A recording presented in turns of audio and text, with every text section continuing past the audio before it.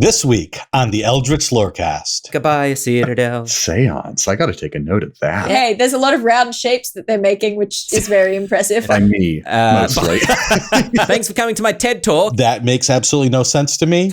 You're welcome. How many kobolds do you reckon we could fit in here? And not even Wizards of the Coast. I don't want to say they don't care. Cool. Do the people want what the people think they want? I mean to take a swing at Vampire, which Do it. Yeah, it's a nightmare. We will just play with that. But no, you're muted, Dael. Too bad. But even they. All that and more right now. Hello, everybody, and welcome to this week's episode of the Eldritch Lorecast, the #1 podcast that everybody is thankful for, which is a joke that might have been more relevant last week, but now we are on the other side of Thanksgiving, the other side of Black Friday.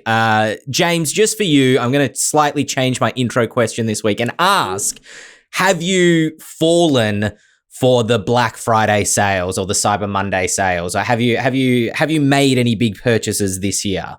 I've wanted to fall for the sales, but I haven't actually seen very many ads. I don't know if I'm lucky or if I've made some sort of dark bargain, but I kind of rely on ads to show me cool stuff that I might want to buy, and I just haven't seen any. Are you not an internet shopper? You don't just sort of take 5-10 minutes out of your day to browse like hobby shops or anything like that? Not these days. Okay, fair enough. I used to be on Miniature Market all the time when I was playing D&D in person. I impulse bought so many minis. I wish Miniature Market was. I think it ships to Australia, but I think it's really expensive. But I have longingly looked at that website. Shawn Merwin, how about you? Have you fallen for the Black Friday sales this year or in previous years? No and no. And Cyber Monday just about did me in. It's still in the process of doing me in because I realize now how many email lists I'm on. I must have gotten 50 emails. Oh, welcome to our Cyber Monday deals.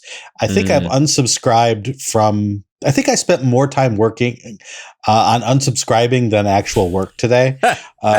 So in that sense, Cyber Monday has reminded me to get off people's email lists, except for the Ghostfire Gaming one. That was very much appreciated. Oh, you're welcome. I to yourself, I suppose. I'm not really sure. I like this image of you like needing to massage out your hand after unsubscribing to so many mailing lists.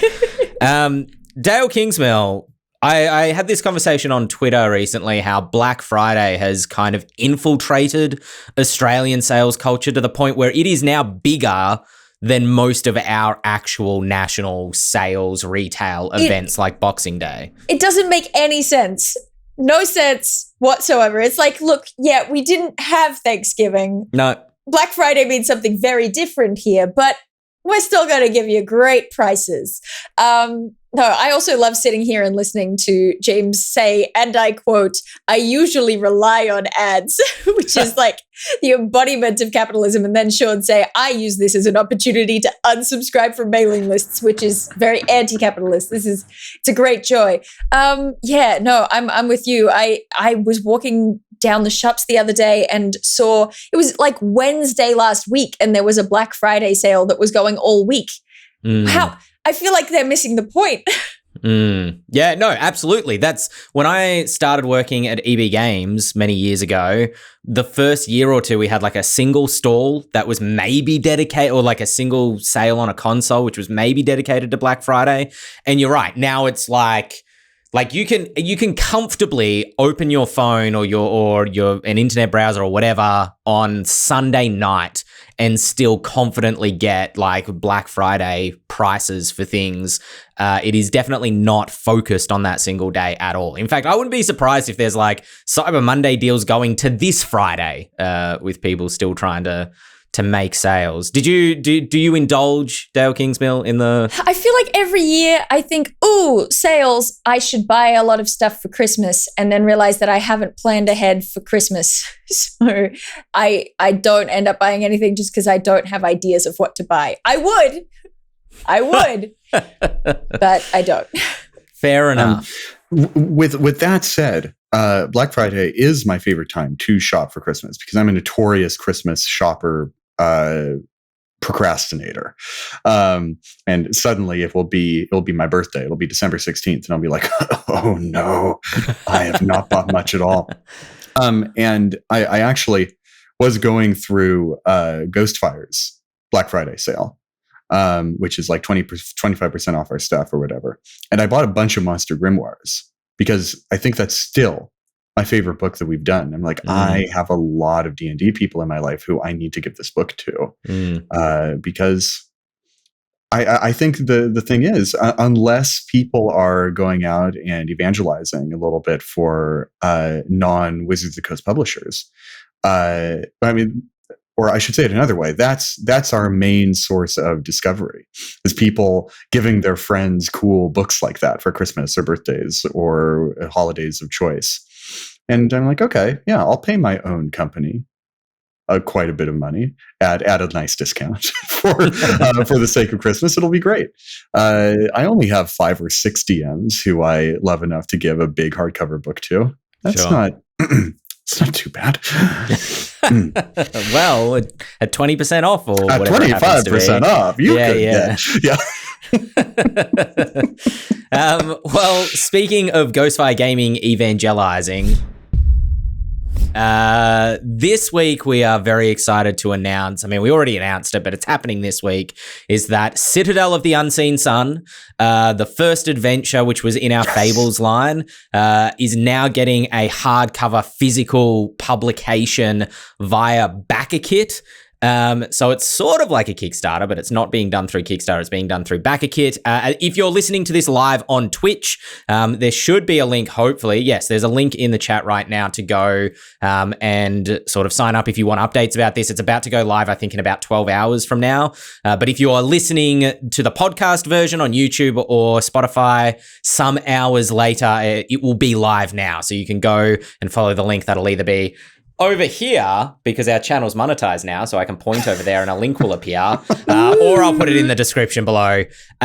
James Hake, you with your team of freelancers authored this adventure. We've spoken about it a fair bit on the Lorecast before, as it was being released, but are you excited for the physical version, to be able to hold your child in your arms finally? Oh my God, Ben, what sort of question is this? Yes, of course. You did the rockabye a bear action. Yeah, that's what you get. Rockabye, Citadel, you know. All those poor NPCs, they need it. This was the first project I worked on for Ghostfire Gaming, and it simultaneously has that sort of joyous rookie season shine to it, and it also has a number of growing pains and feelings that are like, okay, I could have done that better. That was what I was feeling kind of throughout the process of making it, when it was the very first season of Fables. So it released monthly in an episodic format, but now some of what I've been working on lately has been going back and revising and taking into account things that people in our Ghostfire Gaming Discord community have said to us about its contents and about its balance and its numbers and monster stats and things like that. And it's been very cool to go back and also to tinker with some of my own minor quibbles that I just had to say was good enough in the time, because perfect is the enemy of completed. Perfect is the enemy of good. And now I get to indulge myself a little bit and make it a little bit more perfect this time around. And I think not only is this a bit of kindness to myself, but I think it's a bit of kindness to all of the wonderful authors who worked with me on it. People like HTD Paladin, who was behind the Islands of Sina Una setting. People like Leon Barilaro and Willie Abil, who you'll recognize from MCDM stuff. Folks like Anne Gregerson and Sarah Madsen, who you've seen in Rime of the Frost Maiden, among other Ghostfire productions. And finally, the Dungeon Dudes, who, I mean, you've seen them on this very podcast. And so just an incredible first crop of talent. I was very lucky to get for that first Fable. And I really want to do right by them because they're people who I want to keep working with and people whose work I want to show you all, show everyone in the best possible light. And there is indeed a lot of light in this adventure for a dark fantasy setting. I think you'll quite enjoy this. If you haven't looked at Citadel of the Unseen Sun before, if I can talk about my beautiful baby for a moment, what I really wanted to do in a first venture into this dark fantasy setting is to show just how terrifying the light can be. Yeah. And I think you will see that very clearly, especially in that final episode. And it's so great that you'll have all 6 episodes right in your hand at the very beginning.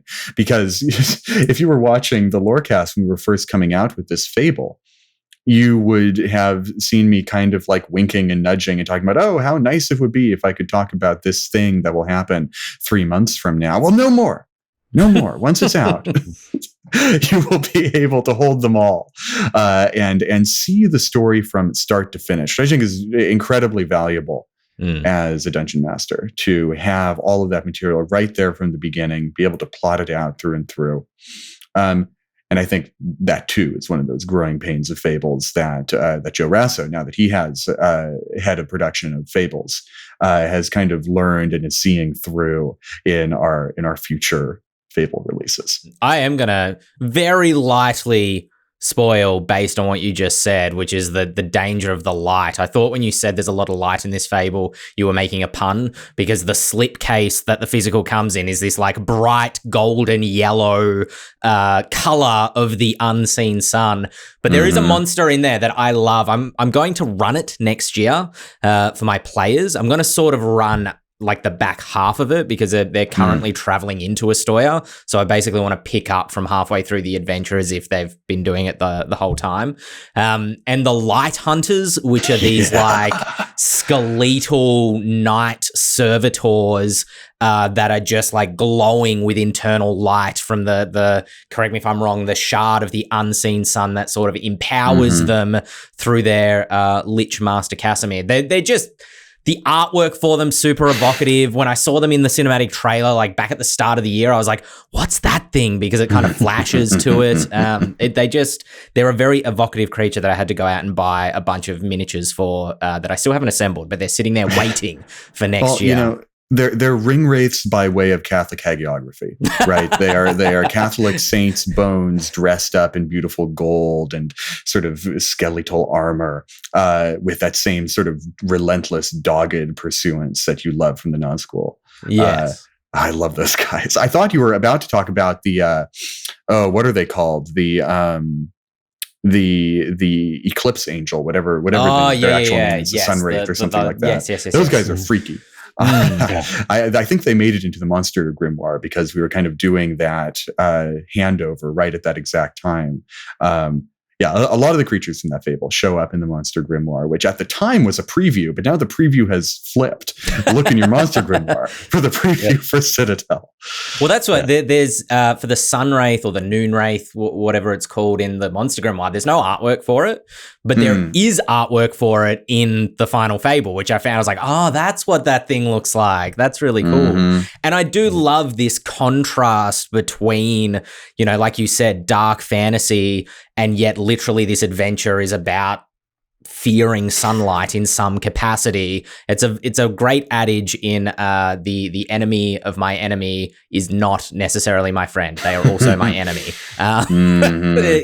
That'll make sense once people start running the adventure. I did have one question though, which was, I assume, James, when you joined Ghostfire, it was kind of like, all right, we would like you to do a Grim Hollow adventure. It's the flagship setting of the company. We really would like to give people an adventure set here. Was it you who decided to set it in Astoria specifically, or was that something that had already been decided? And I suppose leaping off that question, what you loved about Astoria as a place to set our first adventure? So Grim Hollow was decided for me, but Astoya was my decision. And it's because when reading through Grim Hollow, the campaign setting, Astoya is the part of the setting that leapt out and grabbed me by the throat and then sunk its gnarly fangs into said throat, and didn't let go.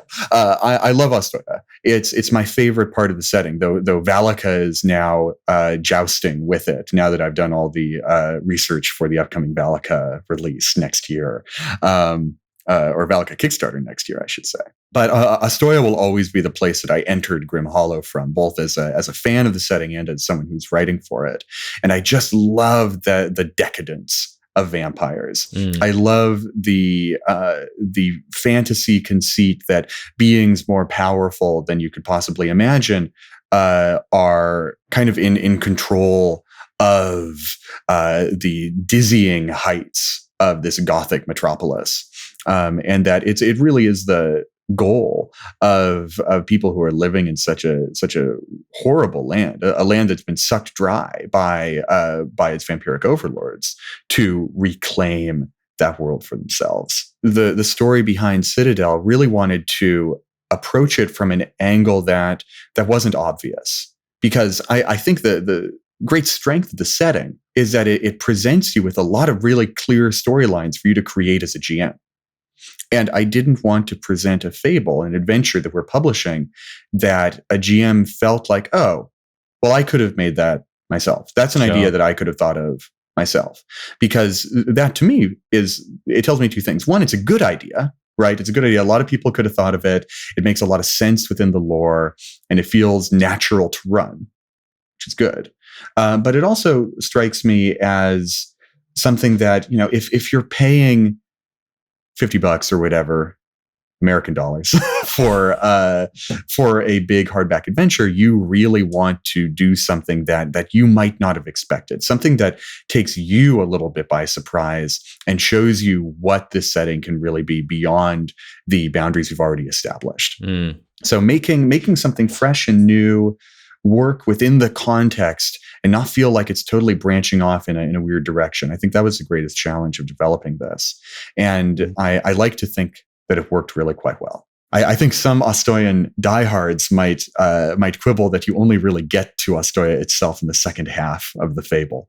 But don't worry. It will be solved for you, that issue. Yeah, there's plenty of, and I haven't, in honesty, read it in detail yet. I've kind of dipped in and out as I've needed to for personal use, as well as kind of knowing what's in that adventure. But there's definitely room for GMs to add more to Astoya and kind of like, oh, I've got this cool idea. Well, I have this basis for this village that's given by the adventure, and I can flesh out kind of the countryside around it. Or even, as I mentioned, I'm kind of going to come in halfway through when they're already on the surface of Astoya. Mild spoilers. But there's a lot from that early parts of the adventure that can be used even, later on for different things if you're kind of using them as vignettes. I'm thinking of the castle that's kind of almost a murder mystery with vampires towards the start of the adventure. That could just be taken out of context and almost used as its own one-shot, in its own way. So there's plenty to kind of mine in there. That second episode, the Dreamtown episode, was kind of the result of a back and forth between me and our producer at the time about what we wanted the shape of Fables to actually be. There was a lot of idea that we wanted Fables to be a highly episodic series, so episodic that you could, just like you're watching classic Star Trek, hop in at any time, at any place, and run an adventure. And I was really of the mind that we wanted to tell a story episodically. So even though each episode would be its own discrete adventure that you could run individually, they really all needed to add up to some greater whole. And the way we made that work in this fable were in a number of more open world sections, namely episode 2, which is set in Dreamtown, sort of false afterlife, and episode 4, which is the first reveal of the Ostorian landscape. And both have very sort of, they feel kind of like an open world game where you can go to some place and there is a challenge for you to accomplish, and you're kind of building towards a goal at the end. But really, it's just you want to go and do a cool thing in a cool place. And yeah, Dreamtown has many of those individual spots that kind of were the result of a lot of negotiation of, do we want to tell a big overarching story? Do we want to do plug and play modules in this kind of episodic format? And I actually want to open it up, this discussion, to Dael and Shawn over here, because this kind of gets at a larger RPG topic that I think a lot of people who might want to get Citadel may be considering. It's a huge adventure. It's enormous. It's like 400 pages or something like that. And each one of these episodes could, I think, be a pretty solid little mini campaign in of itself. What do you guys look for when you're looking to pillage from other published adventures? What kind of adventure do you try to go for when you want to do that pillaging? I wonder what I do look for. I think I look for interesting, unusual mechanical approaches. You know what I mean? So like, I think the thing that really won me over to buying Dragon Heist in the first place was the idea of it could be any one of these 4 villains that's your main villain, and it'll rearrange the order of some stuff that happens in the story. And, you know, that sort of whole chase chapter, you know, there were sections in there where it was like, we're doing something that isn't in every single adventure, so we're trying something new with the mechanics here. So I'm kind of grabbed by any adventure that tries things like that. An adventure that's like, well, there's a lot of seafaring. We're going to give you something interesting to try with seafaring, you know, and anything like that. I can't pinpoint what the exact thing would be, because it could be a chase or a mystery or a, you know, seance or whatever, but just something interesting happening. Seance. I got to take a note of that. Yeah. Give me a seance. Yeah. Give me a seance, James. There is a seance in the Ravenloft book, not the Van Richten's Guide. In that adventure, there's seance, so you should check that out. But similar to what Dael said, now I'm looking for how things change. It's not just a dungeon crawl. It goes from a dungeon crawl to an exploration to a role-playing scene. And what sorts of neat things did the author come up with when doing that? And I am in the middle of running Citadel of the Unseen Sun with my home group, and they are loving it, and I am loving running it. And I'm making little tweaks based on my players' actions and sort of the story and where it's going. But I'm still sticking with that framework that the adventure provides, which does a lot of that. It does a lot of, you could really take any one of those adventures, or really any chapter within those adventures, and expand it as much as you want. There's lots of room for that, or contract it if you need to get on to the next part that may be of more interest to your players. It's very flexible in that way, which I love about it. Shawn, can I just ask where in the adventure you are right now? I'm curious, because you mentioned this back when it was first releasing. For like I'm curious a year far. at least. Yeah. Well, what happened was our group had to quit, but we are getting back together, and everyone said we were in the middle of several different things. And so everyone said, well, what should we play? And most of the people were asking to go back to the Unseen Sun. So that's where we'll be going, hopefully by the end of this week. And I am just starting episode 3. So we've played 1 and 2. Yep. And so episode 3 will be, it's a very interesting episode with lots of potential ways to run it. And so I'm going to go in without a heavy hand, introduce some things and see what the players gravitate toward. And that's what I'm talking about with it being flexible, because you could run it very socially. You could run it very combat focused. You could make it a fetch quest almost. You could do lots of different things. So I love that flexibility, as I said. I got to go back and read episode 3, because I've read 1 and 2 cover to cover, and I've read 4 to 6 kind of broadly because I'm planning to run them. So 3 is kind of a weird blind spot for me. He never read episode 3. He just skipped it. I need to. Wow.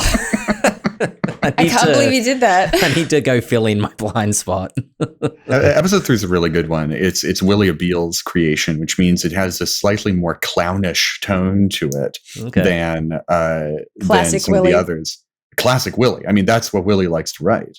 And I was like, how can we bring that tone into the genre of dark fantasy? And we're like, well, let's go full Venetian Carnival with this. Let's give you, I like that. ghouls who are decomposing, but they have dressed themselves up in the gallant finery of Venetian Carnival, and there are these 4 doges who rule over this sort of Stygian Venetian realm. And they all are these absolute egotists, right? They're enormous narcissists, these doges. They all want something. Shawn said, you could run this as a very straight veg quest, or a sort of political intrigue, or it's a very open-ended chapter. Yeah. Actually, there's tones of Dragon Heist in that one, now that I think about it. Yeah. And the characters that my players are playing are themselves circus performers. So this is sort of tailor-made to move in that direction and let them show off their talents, or lack of talents in some cases, yes. To the most dramatic and or comedic effect. I don't know why that just like sparked a Rick and Morty style image in my head of a bunch of ghoulish festival goers, and then just rip the masks off some dudes and like, hey, these guys aren't dead. Get them. That can literally happen in this episode. Like that, that is a thing that like note for note could happen. Oh my gosh. Well, hit the link if you're on Twitch watching this right now, right at this very moment in time that exists only now. There is a link. Hopefully it's further up in the chat. Hopefully that'll get posted again. I'm not in charge of the Ghostfire channel at the moment. Or if you're watching it on YouTube, link down below to be able to back the backer kit of that. 6-book slipcase, hardcovers. They look beautiful. It's like 500 pages of adventure, which is like almost double what a usual Wizards of the Coast adventure length is, which I feel like, James, correct me if I'm wrong, kind of happened almost by happenstance of like, we need 6 months of consistent content. Like it wasn't planned to be 500 pages long. It just kind of ended up that way. But there's a lot there. It is an enormous adventure that came together, I think, like most good things, from a result of hard work, good intentions, and biting off more than you can chew. And that's kind of the tone of this re-release, which is, how can we cut up the portions better? How can we make sure that any of the unusual quirks, I'll call them, that work their way into this adventure as a result of that ambitious scope can be polished and refined and streamlined in a way that keeps the loveliness of the original adventure. Rakame Adolphus earlier in the chat says, I find the Fable a good B+, and that is as good as the average WotC Adventure is a C, which I like the WotC Adventures. But thank you, Rakame Adolphus. He says Fable 2 is an A. I want to thank him for that as well, because that is a Fable that got a lot of the polish and streamline and sort of, we knew what we were doing at that point. And now that we have that system in place, we're going back, we're bringing it onto that first one. So take a look for that A rank Citadel of the Unseen Sun on cross our fingers. Yeah, it's worth noting it comes with, as you were saying, James, streamlining. All the errata that we released alongside the original release of Fables has been included in the book, has been put in there. So go check it out. Speaking of things that you should check out, about a month and a half ago on this podcast, we talked about the Lego Ideas D&D competition, where folks could submit their Lego D&D themed creations to Lego for the potential hope to get something. It'd become an official kit. I'm not sure what the actual prize is for the winner, but it is now down to the final 5 finalists. There should be a link to that. Yes, it's already in the chat if you're watching this on Twitch. I will put it down below the show notes if you're listening to this on YouTube or Spotify or somewhere like that. And you can vote. Voting is open until December 12th on which you think is the best of these designs of D&D Lego. Shawn, Dael, James, have you had a chance to look at these yet? Do you have a favorite? I was looking at them before we started recording, and as I scrolled down the page, I swear every new one was better than the last one. Yeah. I was so impressed. I mean, also I am still a little bit in a Lego Masters headspace because we just had the Christmas special happen and I watched it. But I was just like, yes, good design. Oh my. Oh, just the further I got down the page. I love these. Are you able to speak? Because I've seen some of the entries that didn't make it to the final 5 that I think are equally amazing, just from personal opinion, first glance. Are there, being a Lego master, are there technicalities that I'm not seeing that informed part of this final 5? I don't know. I watch a TV show, Ben. Sure, probably. I mean, hey, there's a lot of round shapes that they're making, which is very impressive. That's great. Yeah, that's the thing that blows me away is that last one, Dragon's Keep, Journey's End, so pretty. looks like a Lego set that I could buy. Yes. Right? So pretty. Like, this has a professional level of design and polish to it. I'm blown away. Cliff faces coming up alongside the tower of the castle. Oh my God. That one is absolutely my favorite, the Dragon's Keep Journey's End, because exactly like you just said, James, it looks like it's a piece that you could buy now, but it's also the least, and I mean this kindly, gimmicky of the sets. Like, that doesn't necessarily look Dungeons and Dragons themed, but it definitely feels like something you would buy as a Dungeons and Dragons fan. Whether it's like, also super dynamic. It's hard. Yes. It's hard to make a beholder or a mimic be a very dynamic Lego piece, whereas this dragon looks dope. Yeah, I like the mimic chest that somebody else did, and it's got rotating cool pieces to go from chest to mimic, but like, that's a display piece. Like, that's something you put on your shelf and then you never touch and the Lego pieces get dusty. Whereas the keep, that's something you play with, you know? Like, you fly that dragon around the room and you create scenes and scenarios and stories with that thing. I think if I was going to buy one to, as you say, display it or make it more useful at the table, it would be that last one for sure.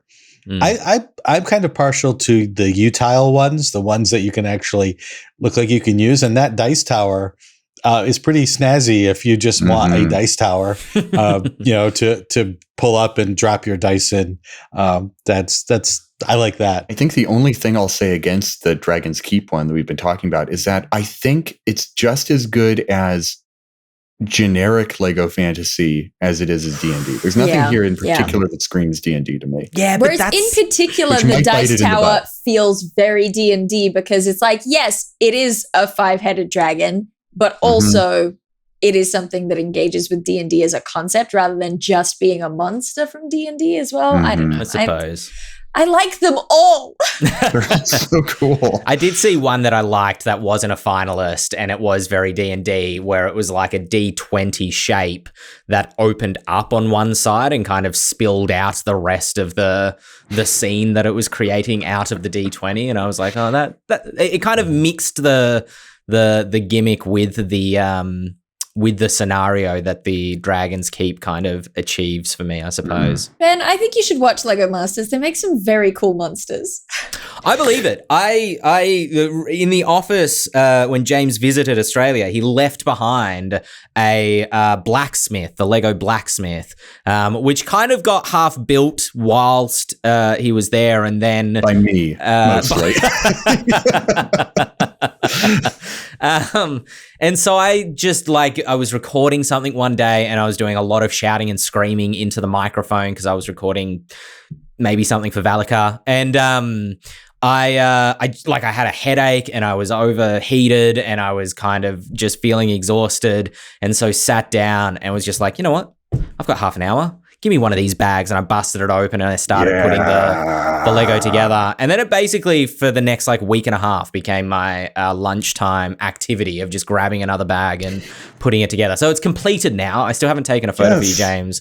But I think you're right, Dael. I probably would enjoy Lego Masters. There's something very zen about putting Lego together. And yet also low effort compared to miniature, like D&D miniature painting or something like that. That feels like a whole ordeal to get the paint out and fill up your mug with water and do the whole thing, whereas Lego's just like, yeah, it's here and I can put it away very quickly if I need to. Thanks for coming to my TED Talk. Anyway, speaking of TED Talks, Tyranny of Dragons is apparently, now this is kind of in rumor country, I think, but it looks official as far as we can see due to an Amazon listing. Tyranny of Dragons, which was an adventure from earlier 5e days that combined Horde of the Dragon Queen and Rise of Tiamat, which were two early D&D 5e adventures, into one book that you could purchase. That is apparently getting a re-release according to an Amazon listing, which is putting it as releasing on January 17th, 2023, and says that it is undergoing rebalancing to make it easier to run and a better play experience. Cool.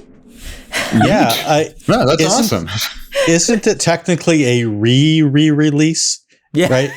Because we got this already 2 or 3 years ago. Shawn's got it. They put out the combined 2 adventures with, updates and new maps and stuff. They didn't technically say that it was rebalanced, but they did say, we made some edits, we made some changes, we combined the 2 to make it easier to run.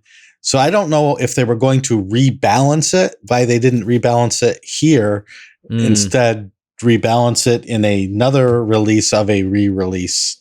So yeah, if people like it, great. It's a fun adventure. The first full campaign, for 5e. So I guess there's a collectible aspect to it, as well as if you're running it for the first time, you might as well get the one that actually works attitude. Ooh.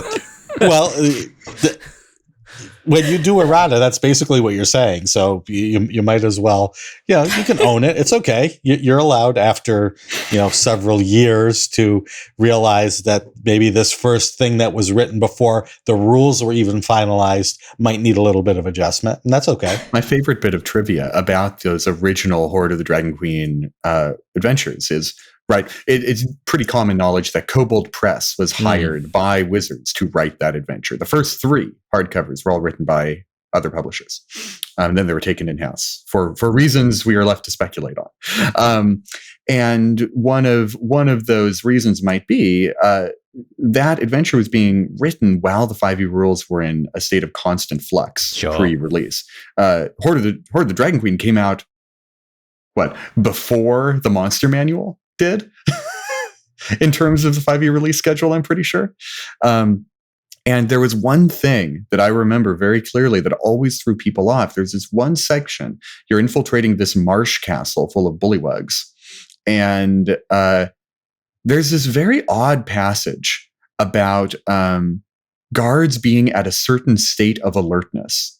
And it came out in interviews with Chris Perkins and Wolfgang Bauer, I think, that there, in the original 5e rule set, there was going to be different states of alertness when it came to guards' perception and stuff like that, that were going to be part of a somewhat more concrete, I don't want to say robust, so I'll say concrete stealth rules, as opposed to the almost infamously do what you want sort of stealth rules we have in 5e today. Along with some other things, like veterans used to be a much weaker stat block, and so their encounters would absolutely wipe the floor with you with 8 veterans against CR5 characters, level 5 characters, or something like that. Same with assassins. Assassins became very strong when the Monster Manual came out, and no one told the adventure designers, so there's some nasty encounters in Horde of the Dragon Queen because of that. But it sounds like that's a they don't sort call of them assassins for nothing, James. Yeah, you better be ready. They gotta get people dead. They got other stuff to do. They got other people to kill. They can't sit here for they're on contract, man. Every hour they spend waiting is more gold. Every 6 seconds they get paid for, so there's another great story about that. The Vault of the Dracolich was released to game stores during D&D Next, and the designers of it, who I believe were Mike Shea, Teos Abadia, and Scott Gray, were working on the assumption that a short rest was 10 minutes, and this was very timing related. So they made their very careful calculations about, a 10-minute short rest, they could take this many short rests, and then the next packet for D&D Next came out, and it was an hour for a short rest. Yet the people who got the adventure at the stores, little different. Yeah. So there were lots of not player deaths, thankfully, but character deaths in Vault of the Draco Lich because of that. Oh no! This is an hour short rest, heart attack. What I do like, I didn't know this was a Kobold Press original either, as Dead Aussie Gamer has said in the chat. That was something new that I found out that I don't know why I wasn't confident to be like, whoa, did you know? So I'm glad you did first, James. But what I like about it is Kobold Press were like, yeah, as many kobolds as we can get into an adventure. Just fill it with kobolds. Let's go. This is Kobold Town now. How many kobolds do you reckon we can fit in here? Yeah.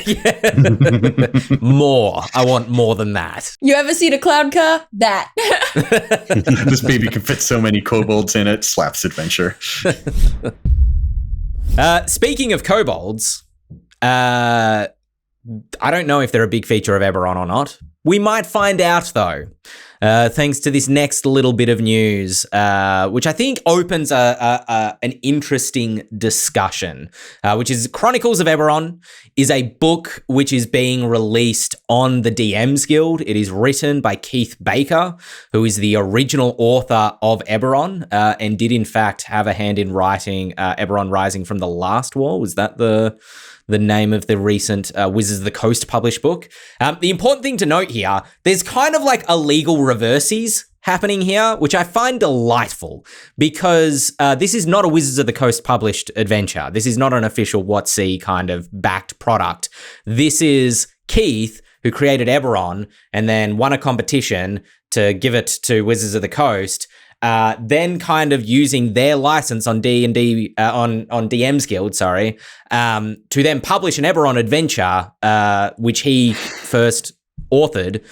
So this is supposed to be a deep dive into it's called the Chronicles of Eberron. It's meant to be a deep dive into the less explored corners and the deeper secrets of Eberron. And it kind of raises a question for me about like, who owns a campaign setting? And there's a legal answer to that, which is fairly cut and dry, but there's also a more, I don't know, dare I say, emotional response to that. What do we think? Let's start that as the opening thought. I feel like we're going to end up in the same direction. I feel maybe not. Maybe it's just me. Maybe I'm having a sort of soft-hearted moment. I feel like the community owns a setting, right? The people own the setting. Own it. Come on.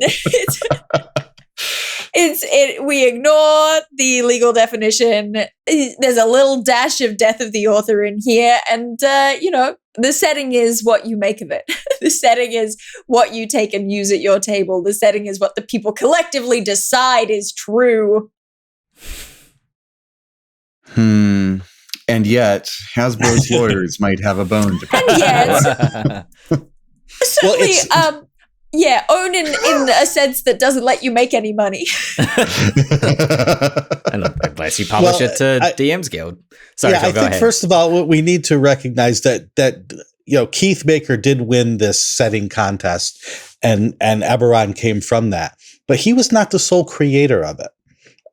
There were a couple of folks at Wizards of the Coast who the final product, their names are on the cover.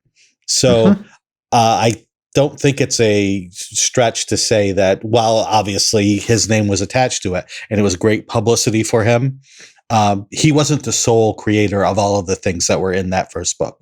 Yeah. Now, Keith is an excellent game designer, not just role-playing games. One of my favorite card games is Gloom. He created that. Play Illimat. What? You didn't know that Keith Baker made Gloom? I have never connected in my brain Gloom and Eberron. All right, I'm just having a moment. You can keep going. So, that's what I mean about him being an excellent game designer. He's worked on other things. He made a role-playing game called Phoenix Dawn Command.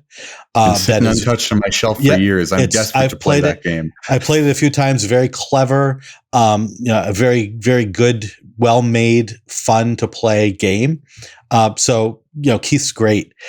But as soon as you sign that paperwork that says, yes, Wizards of the Coast, you have the rights to all of the work that I've done, then it's no longer yours. Mm. But in Keith's case, there is this open gaming license that allows him to not only use the 5e rules, but the stuff that he did create that he gave away, he can now go back to. And in that sense, it's a blessing that he does get to profit, even if it's tangentially, from the work that he did, as opposed to people who might have done first edition work where there was no license for them. So if they left TSR or second edition, if they left TSR, they did not have that opportunity to do that. So I'm glad that Keith is getting this opportunity. Now, who owns it?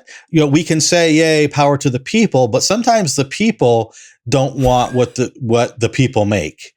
Right. Sometimes it's, well, I made this great, wonderful thing. Well, that's not canon. Yeah. Right. Because Wizards didn't publish it. So do the people want what the people think they want?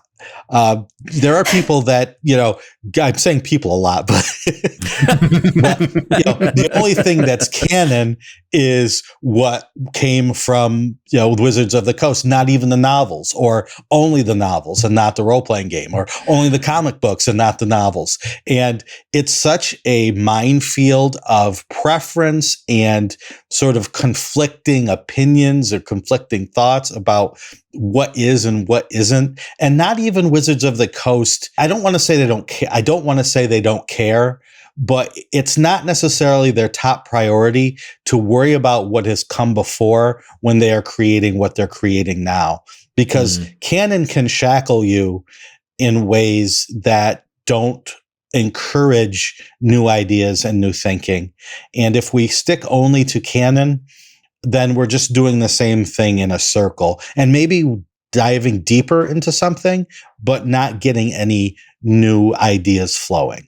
This is really interesting. The idea of the place of canon within the tabletop RPG genre, right? Because canon, for people who don't know that term, meaning a thing that is officially part of a given text. So a TV show, anything that happens in the TV show is canon. Anything that the fans come up with is not canon, right? It's just winkingly talking about, Star Wars canon being as valid as liturgical canon in a church. Yes, exactly. But there's a really interesting place where that starts to fall apart. So I have done lectures in the past talking about the idea that fandom begins to replicate sort of oral storytelling cultures, because canon comes along with written text, right? Right. You get the printing press. We start valuing the idea of the legitimate. This is the real. This is the original, and that becomes it becomes of prime importance to people. Which came first? What's the real thing? And so then we develop the liturgical canon, right? And we kind of have this culture that follows along that line of valuing the written word over oral culture. But in sort of storytelling oral cultures, there's this ever-changing quality that you do see replicated in fandom, in fan fiction, and things like that. And I mean, I've said multiple times on this podcast that I think that tabletop RPGs are very closely tied to oral storytelling culture. It's a thing where you learn the rules by playing with someone who passes them down to you. You know what I mean? It's this ongoing thing where you're telling stories together and then passing it on, and the next generation will tell their own stories, and the rules will change, and all these sorts of things.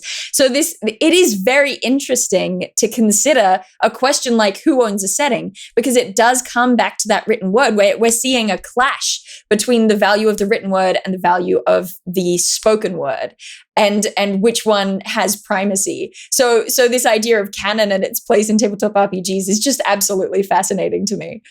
Well, there's also a conflict between, and Shawn and I have spoken about this a little bit with some of the work that we've been doing. There's the content that we're doing for the Ghostfire Gaming YouTube channel, which needs to make sense with the content that goes into our published work and adventures, particularly for Grimhollow, but ensuring that that work gives fans what they want in terms of people who really want like established history and established lore that makes the world feel real to them when they immerse their game within it, and yet not creating a canon that is so overbearing that it feels like you don't have room to take create it and change it. Yeah, exactly, to create your own stories within that space, and where that line sort of, you know, sits as a creator, you know. So in terms of like Keith Baker going in and being like, these are the deep secrets of Eberron, it's like, I don't even know. It's kind of like, that's going to be useful for a real select number of people. It may not be useful for some people who are playing in Eberron whatsoever. And may not be useful for wizards who, if they ever do another Eberron book again, which I presume they probably will, given that it's a popular setting, even if it's in 5 or 6 years' time as like Eberron's back with 6th edition or whatever it happens to be, probably won't lift that much out of this Keith Baker authored publication. Yeah. It's a really interesting thing that Keith is deciding to do this, because in the original Eberron setting, which, like Shawn was saying, it's not just Keith Baker, but also people at Wizards like James Wyatt, who I think is a great designer who does not get the credit he deserves. Look for James Wyatt in a lot of your modern D&D books, by the way. He's awesome.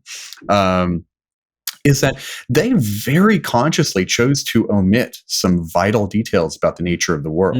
I think there's probably going to be one secret that even Keith does not dare to touch in this Deep Secrets book. And of course, that is about the end of the last war. What created the Mournland, the post-apocalyptic wasteland at the center of Corvair, stuff like that.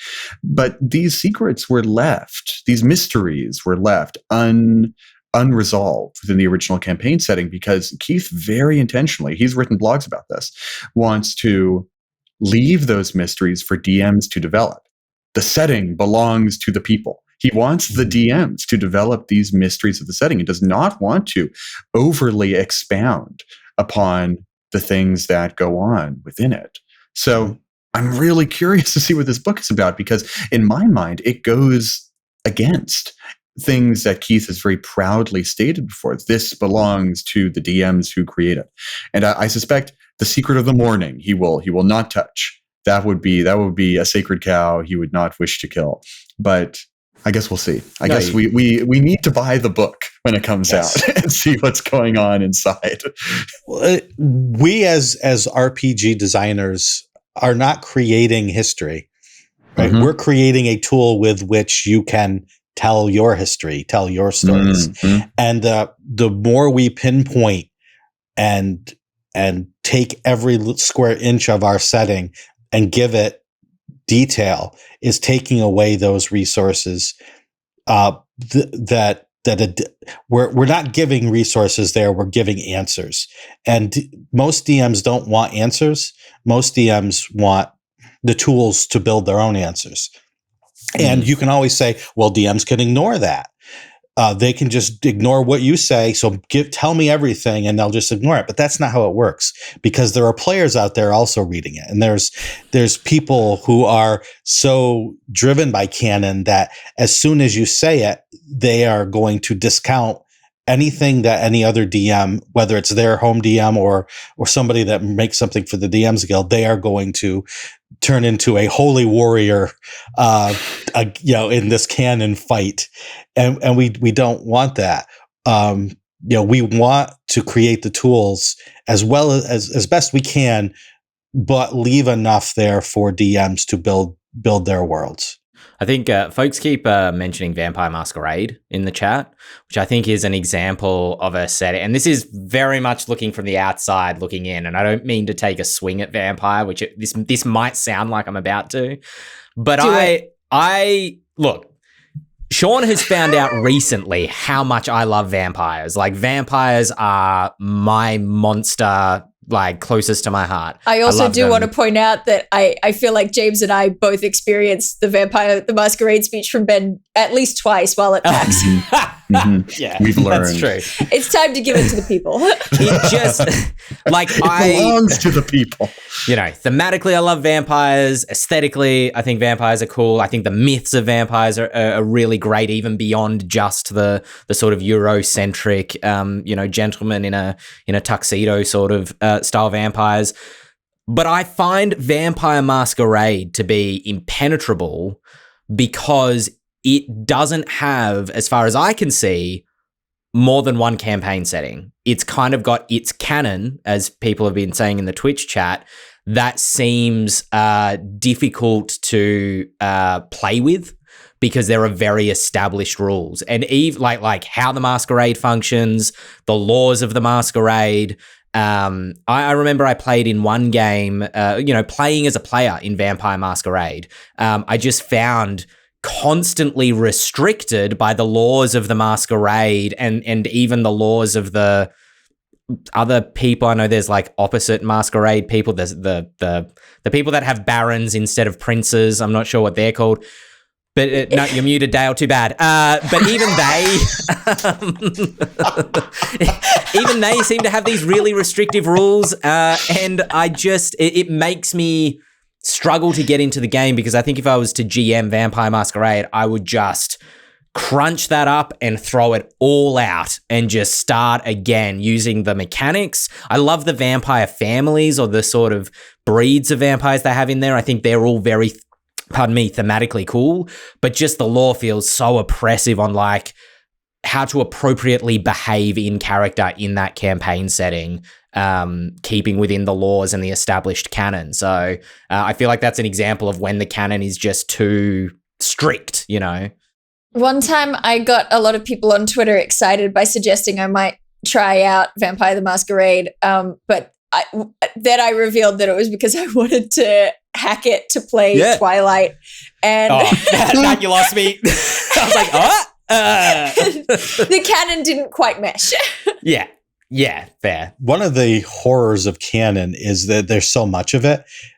Being impenetrable is one thing, but being so voluminous and contradictory, I'm sure James, as he was writing his Waterdeep adventure, had to do a little bit of research. I remember an email I got from, I don't remember who a wizard sent me this email, and I don't want to falsely accuse anyone of saying this either. I was asking about some lore detail, and I said, I'm glad you came to me about this, because it means you're not looking on the Forgotten Realms wiki. Never look on the Forgotten Realms wiki. And there it is. The weight of canon is not only enormous and contradictory, but when you crowdsource the keeping of canon, it becomes even more serpentine than it is on its face. And it's already labyrinthine on its face. This is what happens when you give the setting to the people. Well, I think the reason why Wizards wanted that to happen. Sorry, I'll wrap this up so Shawn can talk about the thing you actually want to talk about. The ward that keeps the dragons out of the city is still there in the book. We did hang on to that. No, the reason why Wizards doesn't want people going on the Forgotten Realms wiki is because it keeps them from working from selecting the new canon they want to do. I imagine that one of the reasons why Wizards is not particularly aggressive about pointing out old sources, like for instance, they just published a Dragonlance book, and nowhere do they suggest, take a look at these second edition Dragonlance books, is it helps them reimagine and modernize the canon. If there's things in the old canon that are distasteful or problematic or just troublesome from the stories they want to tell in the future, they don't want to burden themselves with that role. And the fan-kept wiki, these sort of custodians, these lore keepers of the wiki, that can pose a problem for modernizing lore. Sorry, Shawn, go ahead. No, and this sort of goes along, not only do the people mess with it, but Wizards messes with its own canon.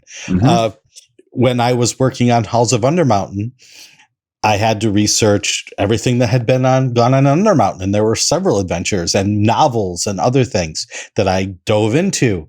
And for example, the 4th edition Forgotten Realms moved ahead over 100 years from its previous box set. So what do we do with something like the Yawning Portal Tavern? It is owned by Durnan, right? Durnan, the adventurer, he came out of Undermountain rich and he built this tavern, and there's a big hole in it.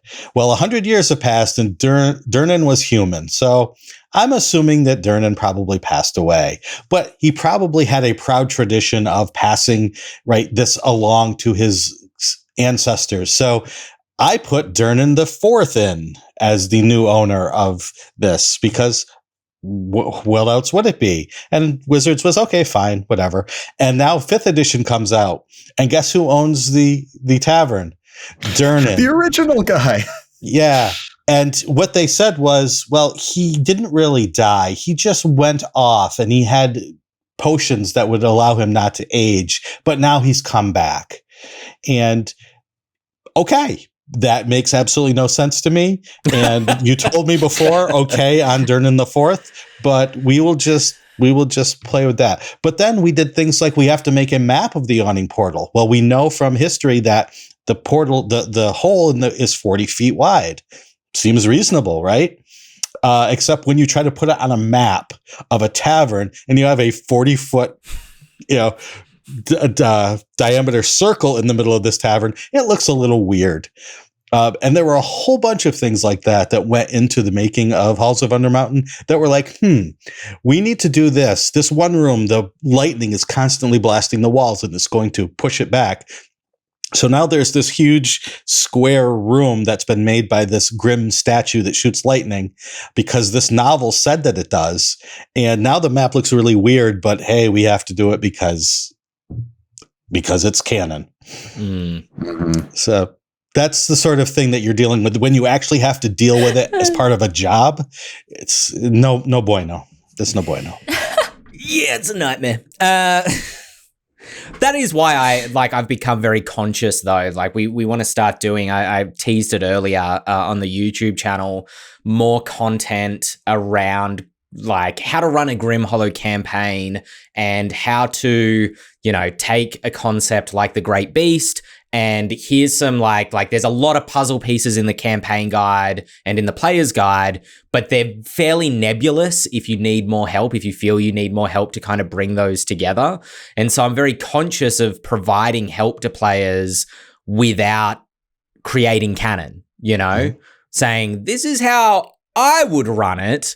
But because it's under the company's account, it's kind of like, so is this the way it is, Mm-hmm. And so making those decisions around, what's going to be canon and what's not, what's going to be Ben's head canon, is going to be fun. Remind me never to become a professional. Yeah. Well, speaking of professionals, it is time for these 4 professionals to end this podcast in a very professional manner. You do it just to hurt me. 4 out of 10. I'll take 4 out of 10. That's all right. There's 4 of us. That sounds great to me. Mm-hmm. So that's a 1 from each of us. We didn't get around to any emails this week. Apologies to James Hake, who said that you were looking forward to tackling one of them, but I will bank them for next week. If you have a question for the Lorecast, you can email podcast@ghostfiregaming.com, or you can come hang out on the Twitch channel. There's a possibility, actually, Twitch channel, I should let you know that we may be recording a little bit early next week. This is the first the hosts are learning about this, so that's why I say possibility, is because I need to confirm. I feel like I knew about it. Didn't you email us about this? No. We've got to chat afterwards. You guys should hang around because we've got to have a quick 5-minute chat about what we're doing for Christmas and our Christmas stuff. So thanks so much for hanging out. Twitch chat, email podcast@ghostfiregaming.com. We're on YouTube. Just tell people we're here every week. Goodbye. We look forward to seeing you next week. Bye-bye. See you later. Bye. Is that our most elegant outro yet? I think so. I think yes. Seamless. Cosmic Postman, I will destroy.